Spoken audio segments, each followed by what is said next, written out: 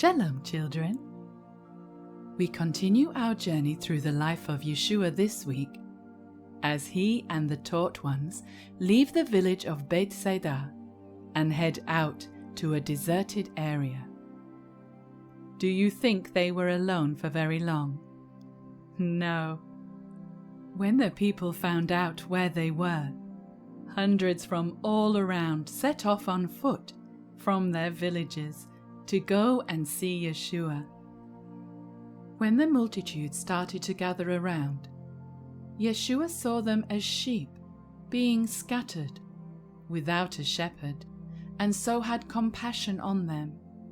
He healed the sick that were brought to him and taught about the kingdom of Yah. When evening was approaching, the 12 taught ones went to Yeshua, telling him that as the place they were at was so deserted, he should send the people away to the villages, so they could buy bread for themselves to eat. Yeshua replied, "You give them something to eat."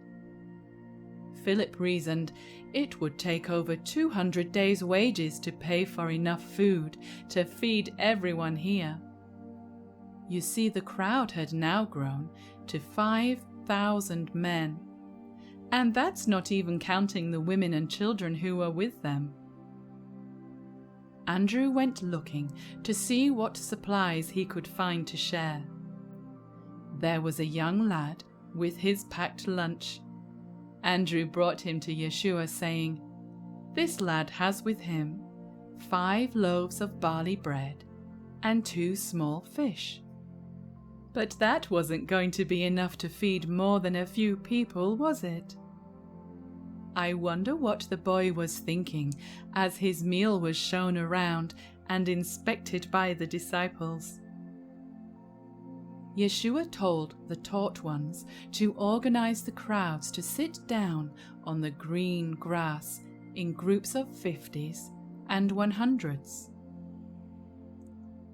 Yeshua then took the 5 loaves and 2 fish and looked upwards.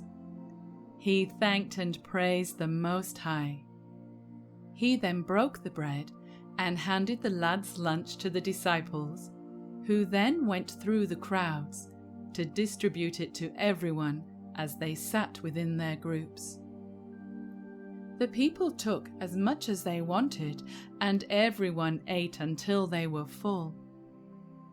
Now, you may be thinking, wait a minute, this was just enough food to feed a young boy. How was it thousands of people were able to eat enough food and be satisfied? Well, I don't know how Yeshua multiplied the food, but when each of the 12 disciples took a basket to collect any leftovers, all 12 baskets were filled. What an incredible miracle! I am reminded of the parable of the mustard seed we heard not long ago. Do you remember? Yeshua had said the kingdom of heaven is like a tiny mustard seed. It starts out small, like the boy's lunch in our story today. But once the seed is planted, it grows and grows until the plant is large enough for even the birds to rest in its shade. The boy's lunch grew and grew until all the people were filled. Those who saw what happened were amazed. They said, "This is the prophet that should come into the world." Yeshua saw that the people were going to make him their king by force right there and then. But there was more to do before he could allow them to recognize him publicly as King of Israel. So he sent the disciples on their way, and he left the crowds to go up a nearby mountain to be alone and pray. Children, do you know where, in the Torah, you may have heard it spoken about the prophet that should come into the world? Let's take a look in the book of Devarim, or Deuteronomy. Moshe said to the people, Yahweh your Elohim will raise up for you a prophet like me from among your brothers. You must listen to him. I will put my words into his mouth, and he shall speak to them all that I commanded him. At the time of Yeshua, the children of Israel were still waiting for the prophet to come. There was a great expectation that the prophet was about to be revealed very soon. The prophet would be recognized in several ways. We are told he would be like Moshe, so that means his life would be very similar. Therefore he would do signs or miracles to show he was sent by Elohim. We know Adonai's word is the Torah given to Moshe, so the prophet would come teaching the people to turn back to the Torah of Adonai. Does that sound like the ministry of Yeshua? It certainly does. In our story today, the people saw a miracle that helped them connect Yeshua to Moshe. Do you know how? In the book of Shemot, or Exodus, we learn how Moshe instructs the people to collect manna to make into a bread. Whilst the 5,000 sat there eating their share of the bread and the fish, they realized that, like Moshe, Elohim had used Yeshua to miraculously feed Israel. And that is why they wanted to make him king. There are many more similarities between the ministries of Moshe and Yeshua that helped them and us to know that Yeshua is the prophet Elohim had promised would come. We will learn about the most important similarity in more detail later, when the feast of Pesach approaches and the disciples go up to Jerusalem. Now, back to our story. The taught ones got into their boat without Yeshua and set off in the direction of Capharnaum.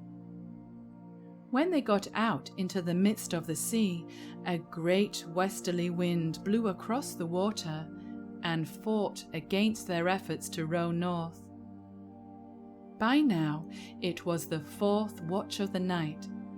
That is the time just before the sun rises. The boat began to be tossed around by the waves, and they were not able to row forward. Yeshua saw the disciples struggle and went out towards their boat, walking on top of the water.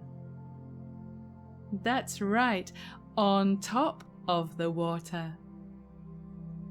So it was no surprise when the disciples saw him that they thought he was some type of ghost and were very afraid. They cried out in fear, but Yeshua said to them, "Do not be afraid." He walked over towards the boat and got in.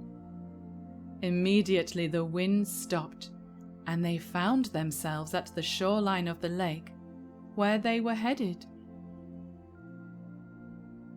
Later on, many of the people who had seen the miracle of the 5 loaves and the 2 fish went and found Yeshua, wanting to hear more from him.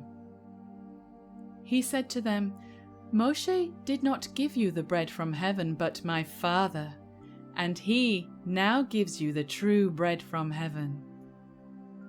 For the bread of Yah is he who comes down from heaven and gives life to the world." The people said to him, "Master, give us this bread always."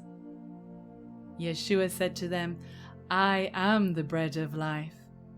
He who comes to me shall never hunger, and he who believes in me shall never thirst. I have come down from heaven not to do my own will, but the will of him who sent me. And this is the will of him who sent me, that everyone who sees the Son and believes in him may have everlasting life, and I will raise him up on the last day. Well, children, that is the end of our story for today. So we will see you next time for another exciting journey in the life of Yeshua. Shalom. There is a name by which I am saved. Salvation is your name. Salvation